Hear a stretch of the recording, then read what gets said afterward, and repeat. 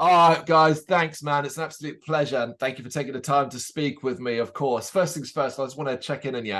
How's the day been going so far? Had a good day? Yeah, it's not too bad. Sun's shining. Can't complain really. Yeah, fairly standard. Just rocked in after the traffic, so yeah. Well, the last thing you need to be doing is wasting your time with me, so I'll try not to keep you too long. No, we don't mind at all. No, well, of course, it's an important time as well for you guys. But before we get to that, I want to sort of reflect on the last 4 months. We are 4 months, one third of the way through 2023. Do you think it's been an overall fruitful year for Veiled in general? Of course, we have the EP, but just in general, you think you've really been able to use the last 4 months well? Yeah, I'd say so. It's just been building to the EP, getting everything ready for it. The mixing, the mastering, all of that lot. Obviously, a lot of it was done late last year as well, but yeah, just getting everything else. So like we filmed. When did we film the music video? Start of year. Yeah. Filmed that start of the year. Then just getting everything else ready. Doing it's been busy. Yeah, a lot of production rehearsals for the show that we just did on Saturday as well. That was mental. Yeah. Yeah, was it mental? Yeah. Yeah. Sold out show. Obviously, everybody were the crowd were vibing. Oh, it seemed so anyway. So, and obviously sold a few shirts. So, yeah. can't argue. Yeah. Yeah, I've seen a few pictures. It looked intense. Yeah, it was mad. Couldn't have asked for a better first headline show. It was amazing as well that he had been kept so busy as you've been building to the release of the EP. Ultimately, that's what we want to hear, that you have been kept incredibly busy. But it's a long build. There's a long process to get to release. Feels nowadays that it's even longer. Have you been enjoying the ride? Has it been fun for you to kind of work towards the drip feeding content and kind of just exposing yourself? I mean, it's been a bit of a roller coaster. I'm not, I can't lie. Obviously, I mean, you get that in any band sort of thing. But yeah, I mean, obviously, if you don't enjoy it, what are you doing it for, really? Yeah, I mean, it's difficult. Obviously, you got to understand. Obviously, we're working full-time jobs apart from this, so it's essentially a side thing. But because of where we get into and how it keeps growing the way it does, it's not a side thing. So we're having to put the same amount of hours, if not more, into this.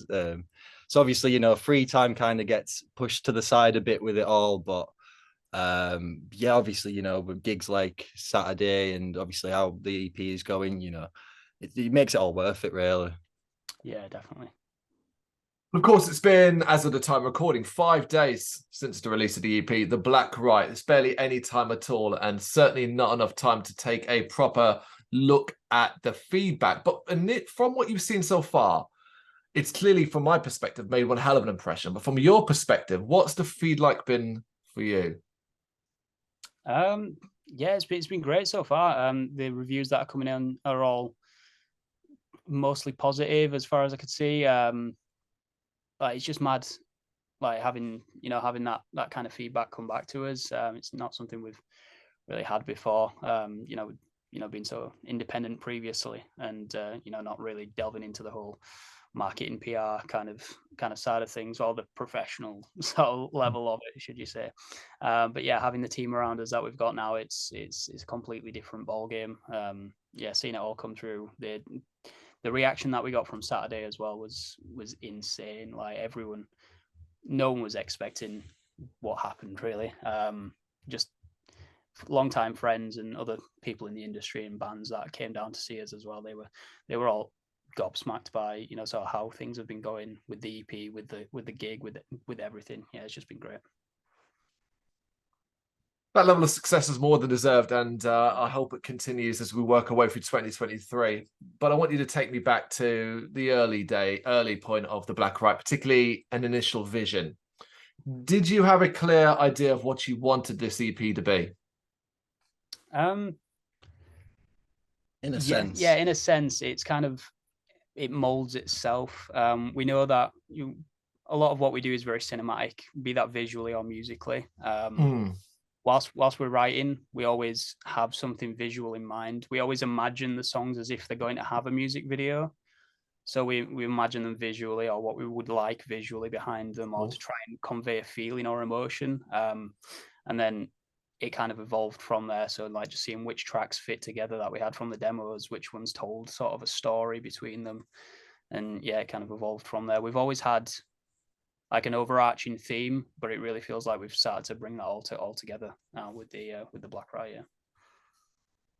Was there a lot of cutting and chopping? Did a lot of things, a lot of songs, a lot of sections just end up on the cutting room floor as you tried to fit them around what you were picturing in your head?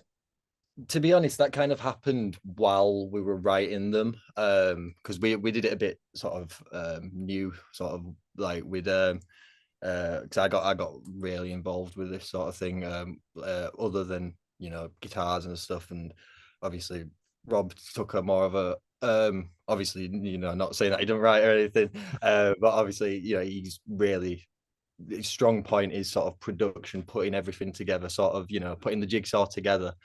Whereas I'm sort of more going into the role of bringing the pieces. Yeah, so it'd be just a case that sort of we'd have a piece, we'd show each other sort of thing, and then he'd be like, right, you know, we need to chop this, you know, we'll come in with a different section and stuff. So it wasn't really, you know, we'd have full songs and we're like, you know, we like this bit sort of thing. It, you know, it kind of just happened naturally for some reason while writing them, which obviously luckily for us, we didn't have to go through them all afterwards and chop sections out and stuff we didn't like. Yeah, thankfully. I mean, we still have it's in there in the riff bank. Like something stupid like 40, 50 other tracks, like little bits of tracks, little full tracks, other stuff from previous projects, from previous bands, all stuff that we've written both together ourselves in the past. And like we've been through that, and we're starting to delve into it just now for the for what's coming next as well. So it's, yeah. But thankfully, like Sam said, with this EP, it all just really came together. We had songs that just, we kind of just ended up writing yeah, them just, for the EP yeah. rather than selecting songs that we already had. That we ended up just writing new ones and then bringing new ones to the table. So that was pretty nice. With that in mind, then, considering you took that approach, how much of what was going on around you, be it internally within the group or externally just the wider world, influenced the direction that you were taking the music in on this EP?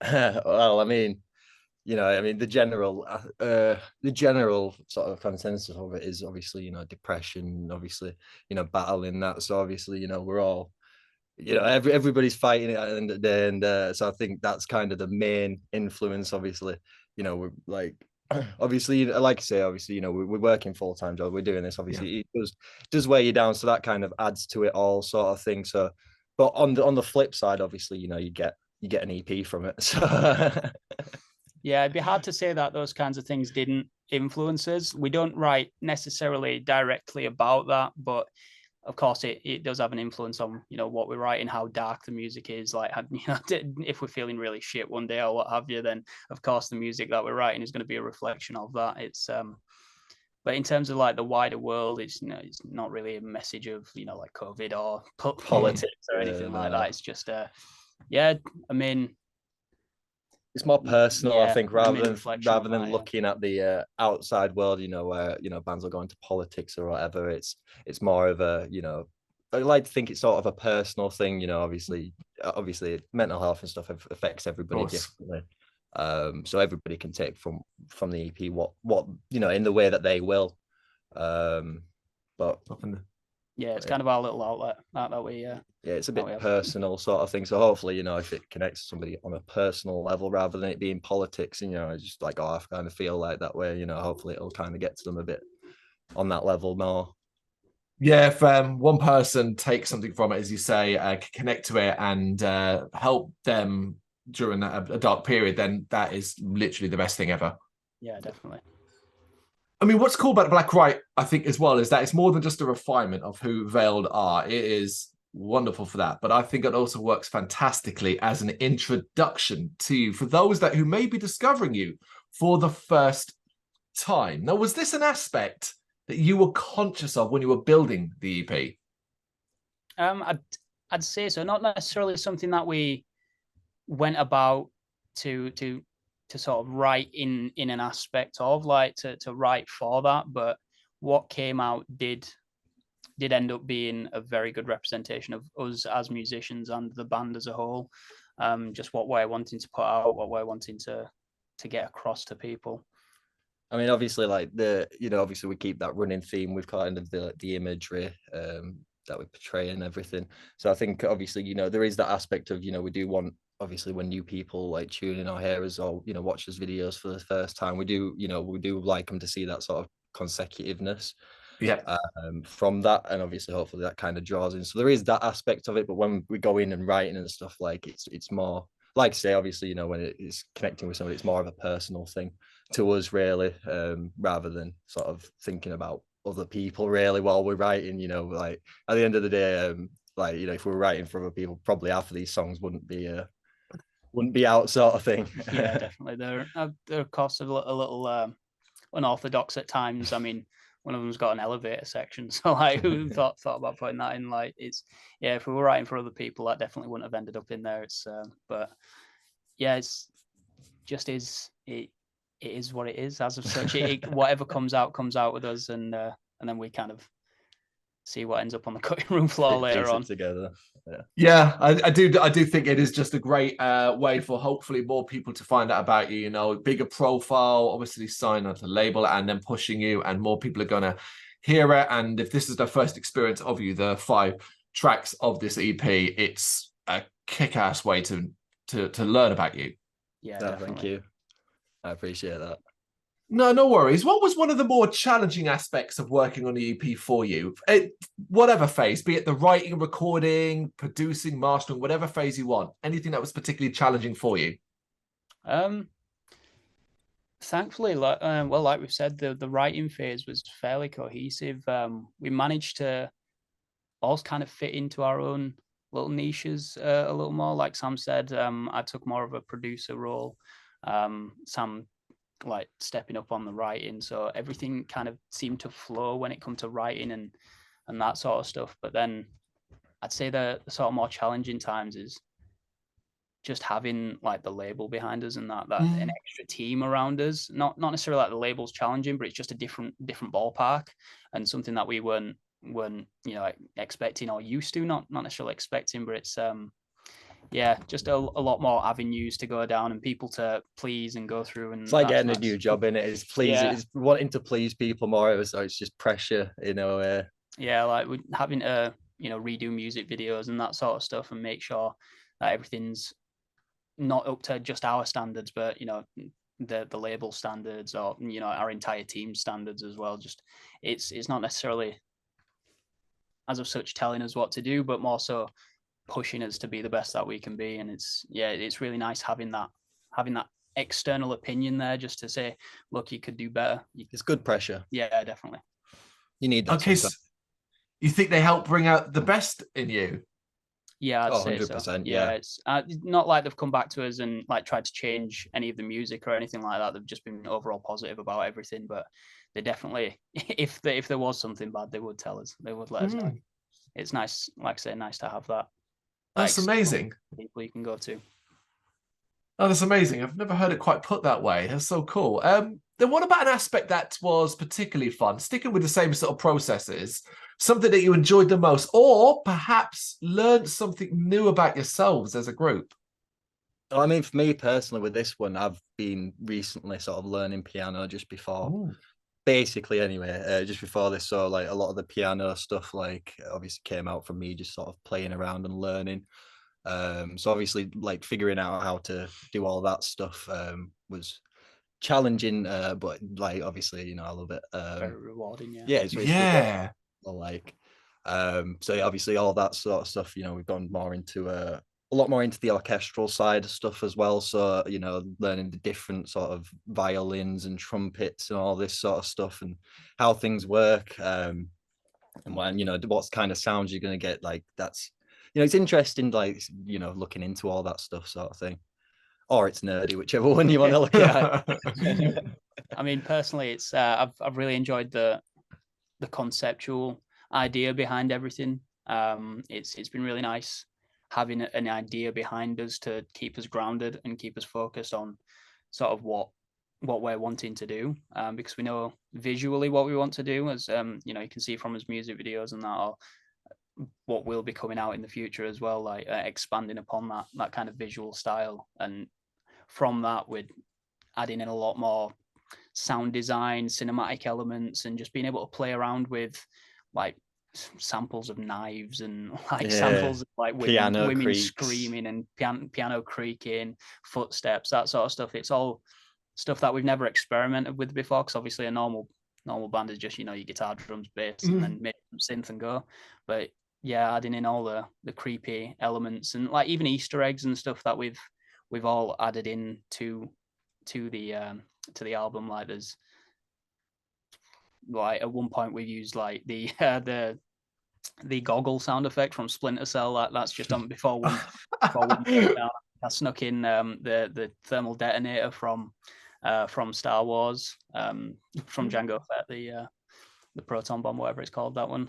Snuck that in there. Just being able to add these things in, like not like anyone's ever going to notice them, but it's just, it all adds to the music. Fun for us. It's fun for us. It sounds good, and we notice it. Yeah. Yeah, when someone does sort of get their ears pricked up and goes, wait, did I just hear that? Is that what I thought it was? And then contacts you about it, you can at least celebrate that someone will have heard it. Yeah, definitely. Of course, as I already said, the EP features 5 tracks, and they are each individually a giant on their own. However, I want to focus on one individual effort in particular, and I'm talking about Relinquished. Not only because it is an immense track, and I do urge people to check that one out if they've only got time for one, but it features the impressive talents of Kyle Lamb of the incredible She Must Burn. How did that collaboration come about? So Kyle's a great guy. He's fantastic. Well, Danny, our manager, he also manages She Must Burn, and he was just, do you want to see if I can get him on? And I was like, well, really? Okay. Yeah, we've got very similar in a way sounds. I yeah. guess now. So previously, our sound was a little less orchestral, of course, and then over the course of the Black Riot is where we've really delved into that sound. So thankfully now the two of our band sounds are, on par as of such, in terms of like they can elements. gel. Yeah, when they can gel. Obviously there's a lot more black metal than ours, and of course, but yeah, Danny just reached out to Kyle and was like, would you want to do a feature? He traveled up from wherever he's living, Kettering, I think it was at the time. Traveled up from there, came and screamed his heart out in my little vocal booth that I've got, and yeah, it was absolutely fantastic. And then of course, I never knew at the time, because I used to be a real big fan of A Trust Unclean back in the day, and then he was just here. And then he was just like, oh yeah, I'm in the Trust Unclean. I'm like, what? Excuse me? He's just sat on my basement floor, like eating pizza next to my dog. And I'm like, excuse me? Okay. Yeah, do you want to take the seat over there, mate? Oh, that's incredible. A wonderful story. No doubt, though, like there was no question when it was first suggested to you, we're like, yep, 100%. Regardless, we don't know what it'll be like. We don't know how it will turn out, but it's 100%. We'll game for it. Yeah. Yeah, I don't think we knew exactly what did we. I mean, I don't think we knew what song exactly when we first got told, did we? No, not really. We just knew we wanted a feature somewhere just to add to the EP, bring a little bit of a different sound, that sort of thing. And of course, it's always great for marketing. I got too much left for you though, but we'll go with this one. What's for you now at the moment then? Getting the name of Veiled out there, we have the EP, word is spreading, got the backing of the label, but of course there's still a big challenge with spreading the name out and about. For you, what's the biggest challenge you face in doing that, and how do you plan to overcome it? Challenges so far, I'd say the main thing is just finding our voice as of such, like online and just in general. 'Cause we're not very talkative people as a whole. We're not very social media, should I say? Okay.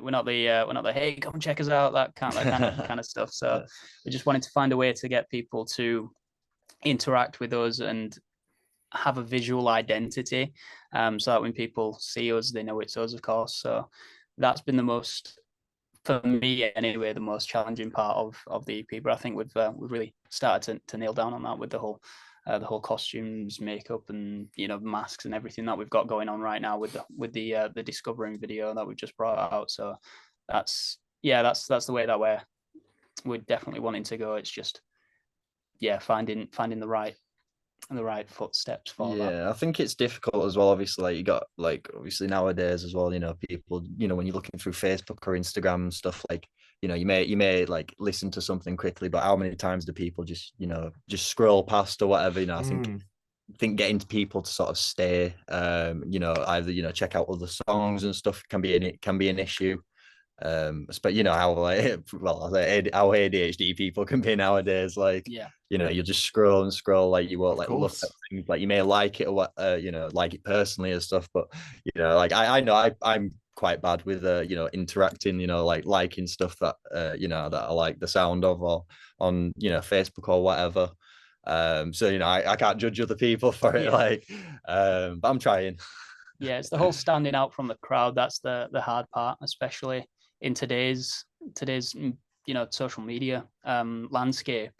Like I said, we're not very TikTok or Instagram or post a day kind of thing. Like on our personals anyway, we try to maintain that on the band page and what have you. But that's been the main challenge, because we're just not into it's not something that comes naturally to us. So it's finding the content to post and making it, and like having everything being up to standard that we want it to be, because like we don't just want to post a random video off our phone or something like that. We want it to all be in theme with what we're doing, and our visual style and what have you. So it's all day, one day making content, and then another day practicing writing, and it consumes you. Oh yeah, I mean, you've nailed it there. I mean, you talk about the social media aspects and having to put all that content out. The expectation demand is daily. Pull back the veil upon your life and show us everything. And it is, of course, incredibly difficult for most people, let alone most bands, to do. Do you think you can find a way, not necessarily to do that, but to enjoy doing it, which is often the more important aspect of it? To be honest, I think we could. It's obvious, like I say, obviously, if it's difficult when, especially when you've got like the full-time job outside of this. Like, obviously, it's not that glamorous. You're working 9 to 5, like what the post sort of thing, and then I understand, like if you've got even if you've got a good picture or whatever that you want to post or something, like you can spend half an hour try to think of a caption for it, and then deleting the caption and rewriting it and all that. And obviously, if obviously the dream is doing this full time. Obviously, when you've got more stuff to post and you've got that sort of thing, like obviously, I imagine it's great doing all that stuff, but I doubt it's that fun. Posting every day of you behind a desk sort of thing, writing out emails or. Yeah, ideally, it's the more we do, the easier it'll get, because we've got more to post about. But it's when it gets to around video times and stuff like now, with the gig we played on Saturday, it's very easy. We've got content for ages right now, because we've just edited together so many videos, from the EP show, and clips from the music videos, extra things that we filmed, because when we film videos, we end up filming so much, like we just can't even get into the video, because we, like I said, we're visual storytellers, and how we generally tend to edit the videos with our pretty much partner is Breakpoint Media, is he'll come around to my place, he'll get everything on my setup, and then we'll edit together. He'll put all of the story clips together and then add the band stuff on top of that, so we have a full story underneath that pretty much gets covered up by the band shots. So we've got more to post from that, thankfully. And like I say, it's a little bit gutting when we are doing music videos, and then we'll come back, load it all onto the computer, and then there's hours of footage, and we're just like, how are we going to fit this into 3 minutes? So, and then nobody films any behind the scenes.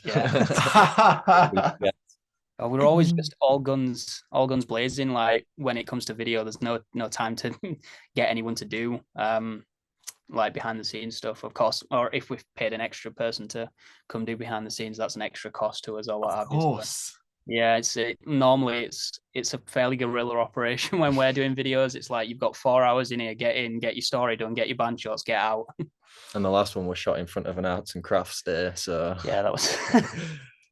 You're making it work, and the end result is proven to be incredible, considering all the limitations that you've got. Of course, something like a social media manager would be fantastic, but who the hell can afford that unless you are the giants of the scene? But you do have stuff coming up still to promote, thankfully, and I'm going to do a little bit of it here. London, on Saturday the 13th of May. Oh, you're at Incineration Fest. I'm going to be there. Can't wait to Oh, see is you it? guys. Yes, indeed. I love that meet you. festival. Yeah, and you're doing the Dev as well, which is a wonderful, wonderful place to drink. Alongside that, what does the rest of 2023 look like that you can talk about? It's pretty exciting so yeah, far. it's fairly exciting so far. Don't really know how much we can. Well, there it is. I mean, we've got another music video coming out. We can at least definitely say that. That's understandable with the EP. At the moment, if anyone's, well, people should be paying attention, of course. But the Discovering that we just released on Friday, that was part one, as indicated on the song title, and then the next one is going to be The Becoming, which is the last song on the EP, which is part two to that. So we're hoping to wrap up the story that we started telling in the Discovering. So yeah, if people are wanting to get behind it, of course, then go out, check out the Discovering, and see what story we've started to build there, and then we'll be ideally paying that off in The Becoming once we've got all that together and edited and what have you. I think the rest is hush hush at the minute. Yeah. Well, so say no more. You use the word exciting. That's all I want to hear. That you do have stuff going on, and it's going to be good. We will wait and see. Cannot wait. All right, fellas, we reached the point in the interview where we change things up now, and this is a faster-paced, quick-fire, random set of questions that are taken from a pool of about 500. They can be nonsensical, they can be serious. Take it in turns, please, to answer as you see fit. And yeah, we'll get started with a nice, easy one. What is something you'd like to achieve with Veiled before 2023 is over? I would say play a festival, but we are playing Incineration. So before 2023 is over, I'd like to play a full tour. I'd like to get out of the way. Get it out of the way. Get it out of the way. It's just in the back of my mind right now. It's like I want to get it going. Just wants to get it done. Yeah. What about you? You got one? Yeah, I mean, I'd say a tour. I would have also said a festival, but obviously, Incineration Fest coming up, so that came through. That's already one of them gone. So yeah, I would just say tour too. Oh, you could say Incineration Fest because it hasn't happened yet. Until you've done Well, it, then it's achieved. I'll take that one then. All right, what was the last video game, if you played them, that you played that you got lost in, spent hours with, basically? Mine was Elden Ring. Mm-hmm. Fantastic game. I've just completed Resident Evil 8. Both games you can spend a lot of damn time with. Definitely. I sank about 300 hours into Elden Ring. I just got absolutely immersed in that thing. Yeah, pretty sure that's anyone that played Story, absolutely. Where do you stand then on the is there life out there possibility? 100%. Silly to think there isn't. Yeah, stupid to think there isn't. Fantastic. What's one of your earliest memories of hearing a heavy song? Oh my, I know exactly the moment. The heaviest song I heard at the time, it was Pretender by the Foo Fighters. And I thought that was so goddamn heavy at the time. I was like, I need more of this. It was amazing. I think my first one was either Bullet for My Valentine or Him. One of the many songs every song by them. Yeah. And that was the heaviest at the time anyway, the first heaviest. Oh, brilliant. Okay, what's an overrated horror movie in your opinion? Overrated? See, I love horror films, but I'm not a massive fan of Jaws. Ooh, interesting. All right. Not really a horror movie person, are you? I am. It's just whatever. Well, I like modern horrors rather than the classical horrors. So you like Saw? Yeah, well, I like Saw. I like The Conjuring, that sort of stuff. But I guess I gotta say it. Like Friday the 13th, Nightmare on Elm Street. I'm not a big fan of slashers. I'm sorry. Okay, no, it's cool. Can you even say Nightmare on Elm Street? It's a thrasher. A slasher. A slasher. Yeah, you know what I mean. Like, I'm not into those ones. I like the most supernatural sort of stuff. Like Twilight. Yeah. If you could work with any current living musician, who would you choose?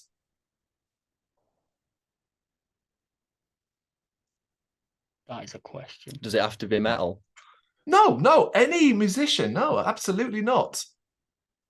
Kodak Black. Kodak Black. Okay. If it were me, it'd have to be Rao Reynolds and Shikari. Oh, wow. Amazing shouts. Both of you. That's incredible. Okay. What's one, this is a serious one, so you're going to have to really think about this. What's one thing you would change in the music industry that could benefit everyone? Bars not taking merch cuts. Yeah. Oh, there it is. That's the hottest topic of now, isn't it? We'll get into the politics there. Yeah, the band politics. Yeah, definitely that. I would change merch cuts. It is not the one. Yeah, outside of the people that own the bars that are doing it, I don't think anyone's going to disagree with you. Yeah. Well, yeah. It's like share the bar cuts as well. What's a mild conspiracy theory that you could be convinced could be true? Mark Zuckerberg being a lizard. Ooh, yeah. Birds are government spies. Oh, that's a good one. That's a good one. Oh, you invoke Zuckerberg. This is going to end up on Facebook at some point or anotother. We'll pray for him. I like it. If you were to one day make a full concept album where a subject matter that you'd like to focus on that's way out of the norm for you, what would it be? Out of the norm for us. Happiness. I don't know. I'd kind of like to do some alien stuff. I mean, I know that's kind of a little bit typical of the like gent genre as of such, like being that stuff. But I'd like to do some really weird, like Signs kind of alien stuff. I like Cloverfield. That'd be kind of cool. Fun. I love it. All right, last one, and it's back to horror, I'm afraid. What is a horror movie trope or cliche that you may have actually experienced in life?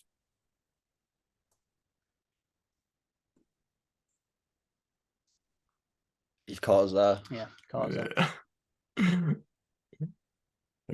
The car not starting, falling down when running away.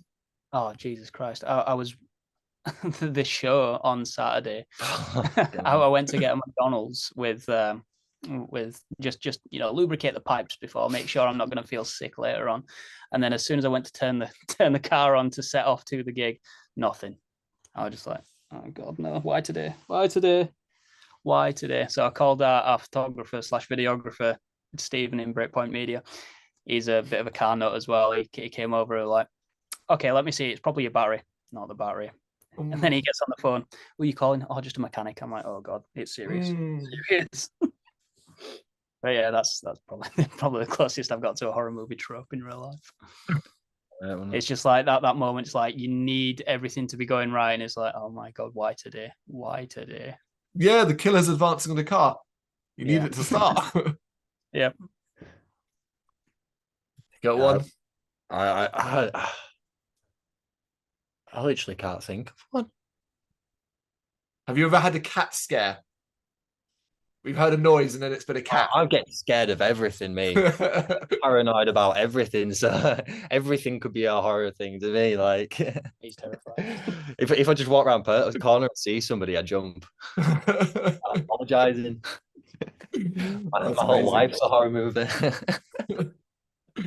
Well, segueing, it's not a horror experience. It is, of course, The Black Rite. It's out now. Do go listen to it, folks. It's 5 tracks. It's a new EP by Veiled, and it is incredible. Do not miss out on this and watch closely for what they're going to do. If you're at Incineration Fest, you are going to make sure get there down to the Dev and see you guys play there. Gents, thank you so much for taking the time to do this. I really appreciate it. No, anytime. Thank you, mate. Thank you. We'll have to grab a drink at Incineration as well. Yeah, definitely. Thank you very much for watching. If you liked what you saw, please help us out by giving us a thumbs up and hitting that subscribe button. If you really liked what you saw, consider donating to keep the website and channel running by buying us a coffee via our coffee page or picking up some merch from our Big Cartel store. You can check us out on gbhbl.com as well as via our social media, Facebook, Instagram and Twitter, as well as listen to our interviews via SoundCloud, Apple Music and Spotify. Just search for GBHBL. games, horror, and heavy metal. What else is life for?